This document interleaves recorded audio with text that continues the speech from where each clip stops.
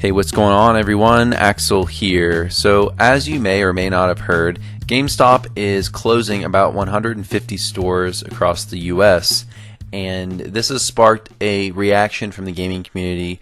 A lot of gamers have taken the stance that, screw GameStop. This is a great thing. I hate the company, blah, blah, blah, blah, blah, because GameStop does get a lot of hate from the gaming community, especially the hardcore gaming community, and a lot of it, I think, is justified. Other parts of it is not justified. But today I wanted to not talk about GameStop closing. I wanted to talk about this reaction that the gaming community is having to GameStop, and I want to talk about GameStop as a whole. The biggest complaint that gamers have about GameStop is how they treat used games, because they function essentially like a specialized pawn shop for used games, essentially. GameStop's business model is one of wanting to buy used games low and then sell them high to make a profit. And the biggest complaint from gamers are that GameStop will buy a game, will buy a game, or only give a game, or say like it varies by game, but some low amount that they'll complain about, like $5 or $10, and then turn around and sell the game for $30, or maybe buy the game from a consumer for $20 and go back and sell the game for $40. Now, the standard opinion of the gaming community is that this is unfair, GameStop is ripping us off, but I have a different opinion on this, and it's probably because I've been raised in kind of a business-heavy atmosphere. I have a master's degree and a bachelor's degree in business, so I'm kind of approaching this from a different perspective. And I'm not saying that I agree with everything that GameStop does do. I think that they have, on many occasions, made standard resale prices for games, or standard payoff prices for consumer games, a lot lower than they should be. There are some games that they will, from what I've heard, I would have to do more research, but I know that they sometimes will buy games for like $5 and then go off and sell it for some kind of ridiculous profit margin. Other times they'll buy your game for $20 and then sell it for $40. So what this argument really comes down to in the end is, what do you consider a fair profit margin for GameStop? Now, the biggest fallacy that I see with the gaming community is just a lack of understanding of how business works. A lot of consumers expect to get retail value for their games if they go and sell them at GameStop, and they complain and think that GameStop is ripping them off if they're not giving them the full retail value. Some gamers expect that if a game is selling for $30 on eBay, they expect GameStop to give them $30. No, that's not how it works. If GameStop bought and sold games for the same price, they would go out of business very quickly. They got to pay employees, they got payroll, they've got to pay rent for their stores, they've got overhead, and at the end of the day, they have to make a profit as a business to continue going. So it's not reasonable for you to expect them to give you what you would get on eBay. They are a reseller. They are not a retail customer. When you sell your games at GameStop, they are buying your games to resell. They are not buying them to play themselves or to collect themselves. And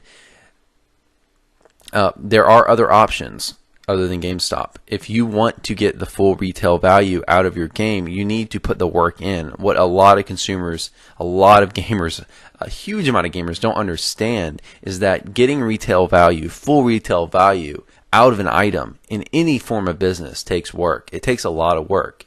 You can't just expect the first person that you come across to give you that full retail value. You have to market it. You have to present it to a wide variety of customers. You may have to pay employees to run a business to get retail value. And even if you sell something on eBay, you're not getting retail value. You have to pay eBay around a 10% fee.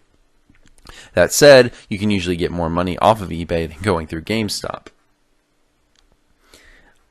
Now, next thing I want to say is that no one is forcing you to buy games from GameStop. You don't have to go there. You can go to eBay. eBay will allow you to get more money out of your used games, but what's the exchange for that? The exchange for you is that you have to put up with that hassle. What GameStop is offering you is a way to sell, get money for your games quickly and without any hassle. So instead of, if you say you have 10 games you want to sell, instead of going and posting all those individually to eBay, worrying about writing shipping labels, going to your post office, doing all that work that's required for you to sell it on the internet, you can just go to your GameStop and sell it there. In exchange for that convenience, they expect you to give them a discount. And that's essentially how they work. Now again, I'm not going to say I'm completely behind GameStop 100%. I just think that GameStop overall gets a bad rap often. Not all the time. Now, sometimes, like I've said before, sometimes they offer ridiculously low trade-in values for items. And in that case, I'm with the gaming community. I think that that's ridiculous. But if they're offering you $20 for a game that they're going to go back and sell for $40, that's completely fair. It really is, because they're offering you the convenience of getting quick cash now. If you want to get more money out of your game, you can go to eBay and probably get, after your eBay fees, probably get $30. Or if you want to try to get that full $40 out of your game, you can call friends, maybe go to Craigslist, something like that. But the point is, GameStop offers you convenience and quick cash, just like a pawn shop. So overall, I think they get a worse rap than they should when it comes to retail. I'm not saying they are completely innocent here. They are not. But I think a lot of the times they are getting a bad rap from gamers. And at the end of the day, no one forces you to shop at GameStop. That's completely up to you. If you go to GameStop and they are offering you a low trade-in value, you shouldn't sell your game. At some point, personal responsibility has to come into play. Now, no doubt, GameStop will sometimes take advantage of people being stupid or people not understanding knowing where else they can take their games and offer extremely lowball prices because of that. Say someone might go and sell 10 Xbox 360 games and get like $30 back, and that's definitely morally that's a little bit questionable. But at the same time, where does personal responsibility take play? When does that start to play into it? Because no one forced that person to sell their games to GameStop. So overall, do I think that GameStop is ripping people off? No, I don't think so. Now, as I've said many times in this video already, sometimes they aren't completely innocent, but I think overall they're getting a worse rap than they should. So guys, and a lot of that is just because people don't really understand that they're a reseller, and I think consumers, gamers, a lot of time have the expectation that they deserve to get retail value without putting in any of the work. They want the convenience of selling quickly and retail value, and I just think that's not a reasonable expectation from a gamer when they're going out to sell their games.